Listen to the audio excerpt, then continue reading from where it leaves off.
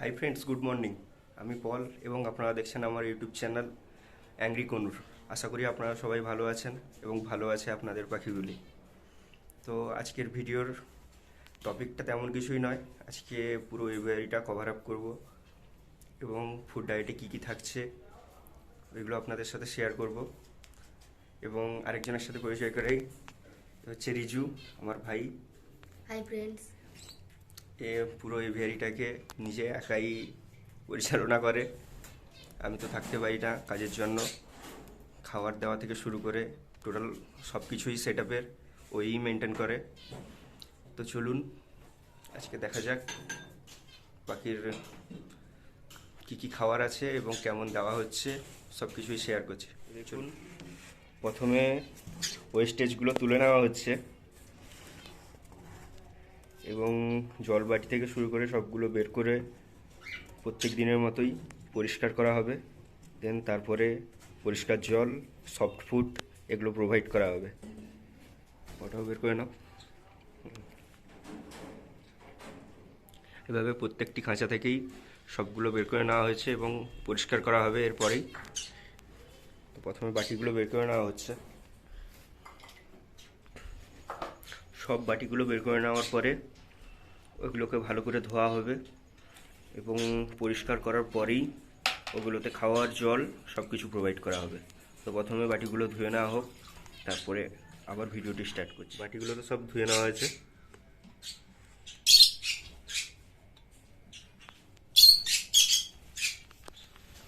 আজকে ডায়েটে কি কি আছে রিজু?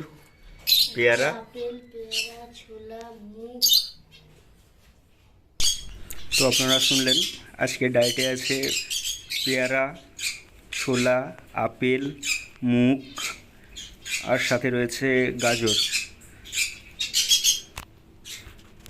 তো প্রত্যেক দিনের মতোই আজকেও একদম ফ্রেশ ফ্রুট এবং ভেজিটেবল বার্ডসকে প্রোভাইড করা হবে। তো ফ্রেন্ডস, আপনারাও চেষ্টা করবেন প্রত্যেক দিন, বিশেষ করে কোনো টাইপের বার্ডের জন্য প্রত্যেক দিন সফট ফুড খুব প্রয়োজন। ফ্রেশ ফ্রুট এবং ভেজিটেবল প্রত্যেক দিন ডায়েটে রাখার আপনারা চেষ্টা করবেন, দিলে পাখির হেলথ ভালো থাকে।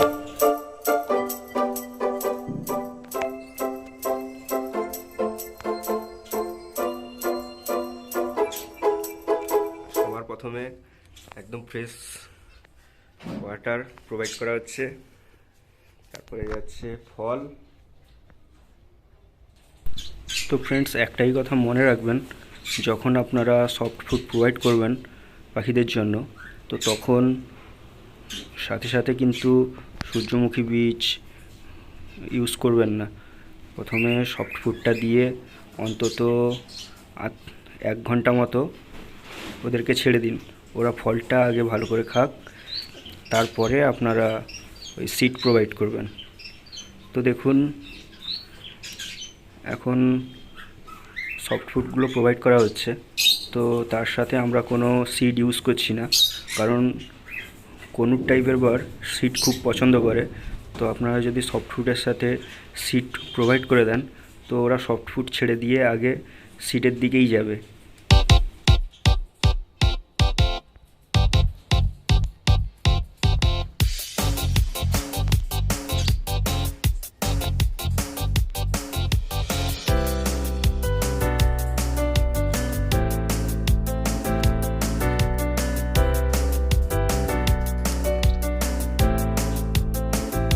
দেখতেই পাচ্ছেন পাখিগুলো কেমন সফট ফুড খুব পছন্দ করে খাচ্ছে।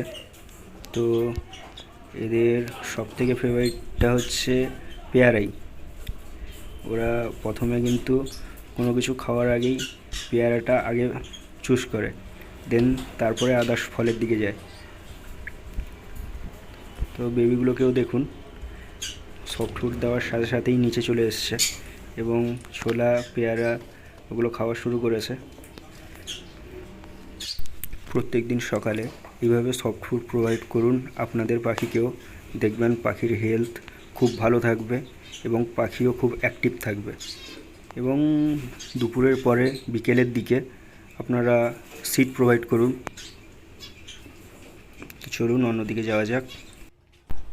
চলে এসেছি ককটেলের দিকে। ককটেলকে প্রথমে পরিষ্কার জল এবং সাথে সফট ফুড দেওয়া হয়েছে। তো ককটেল আপেল পেয়ারা অতটা পছন্দ করে না, কিন্তু ছোলা মুগ ওদের সফট ফুডে প্রায় প্রত্যেক দিনই থাকে। ওই বৃষ্টির সময় বা বৃষ্টির দিনগুলোতে ওরা সফট ফুড খুবই কম খায়, ওই জন্য ওদেরকে কম প্রোভাইড করা হয়। কিন্তু এমনি প্রত্যেক দিনই ককটেলকে ছোলা মুগ দেওয়া হয় এবং তার সাথে নিচে যে লাভবারগুলো দেখতে পাচ্ছেন ওগুলোকেও প্রত্যেক দিন সফট ফুড দেওয়া হয়, ওই ছোলা মুগ।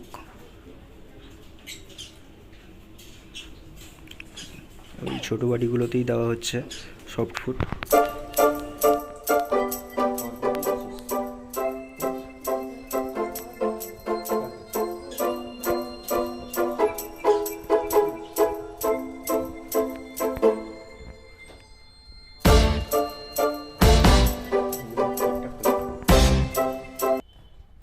তো বেঙ্গলি ফিঞ্চের কিছু রেজাল্ট এসছে, চলুন দেখা যাক।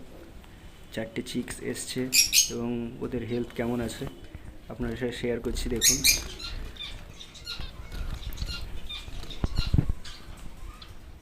চারটে চিক্স অনেকটাই বড় হয়ে গেছে এবং আশা করি আর 8 থেকে 10 দিনের মধ্যে ওরা সেলফ ফিটে চলে আসবে।